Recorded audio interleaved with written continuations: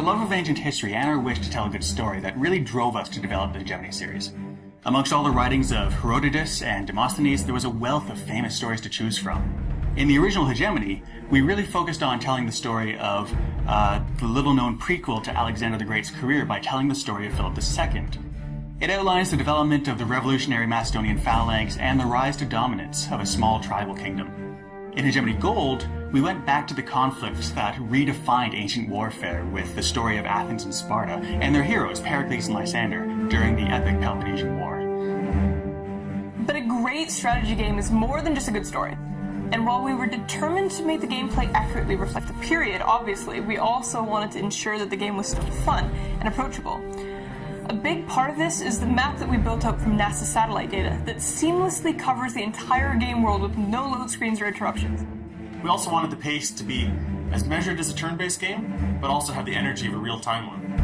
And ultimately, we want to bring some innovation to dusty wargame concepts like logistics, because there's no reason an accurate game has to be all numbers and menus. I think the most important feature in Hegemony has been the way players can transition from the grand strategic view right down to the battlefield where the tactical decisions are made. You know, there's no sense that you're taken out of one mode of thinking and then placed into another, because everything's really part of a whole. Your armies march and do battle on the same screen where you build your walls and improve your economy.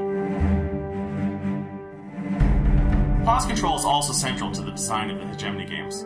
The game is designed to move in real time, but you also have the chance to stop for a bit and gather your bearings. So don't worry if you can't master build orders or do 5 things at once, because pause control means you don't have to. Well, Rome is one of the most popular topics for ancient strategy games, but we love the challenge of bringing something new to the genre. The beauty of retelling the Gallic Wars is that it is well documented but not often dramatized.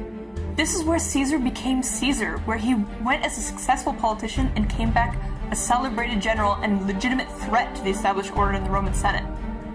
You also have 2 very different types of armies and military systems to model. A lot had changed since the hoplite armies of ancient Greece. Rome had a legitimate killing machine in her legions, but also had to rely on locals to maintain control over the Gauls. In Hegemony Rome, the rise of Caesar, we're significantly increasing the visual detail to create a more immersive and exciting world that will really draw the players in. Sieges will be much more dramatic as individual units stand atop their city walls to defend themselves against your siege towers, and in the field, players can now see peasants working their crops as the legions march past. The game map in Rome stretches from northern Italy all the way to the British Isles that recreates features from tiny streams to the tallest mountains in Europe. All this extra detail gives you a lot more maneuvering room on the battlefield and really lets you test your tactics. Yeah, one of the reasons we chose Rome was that we really wanted to add more construction options to the series, and no one in the ancient world did this better than the Romans. Roman armies were always building forts and camps to keep control over a region that you can't really understand how the legions of this period fought without appreciating the importance of fortification. To the amazement of Gauls and Germans, Caesar's engineers repeatedly did the impossible by bridging the uncrossable Rhine and bringing legions into the heart of their homeland. You'll also be able to upgrade your legions and cities with a significantly expanded skill system. Despite the uniformity of the Roman military, each legion and city was unique, and we're going to emphasize these differences in the new game. But we're going to get into more of those details later. We're really excited to share the news and information about Hegemony Rome that's going to be coming out in coming months.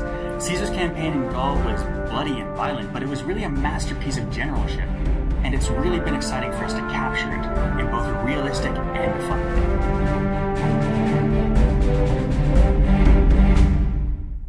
Mic check. Boop, boop, boop, boop. Dramatized.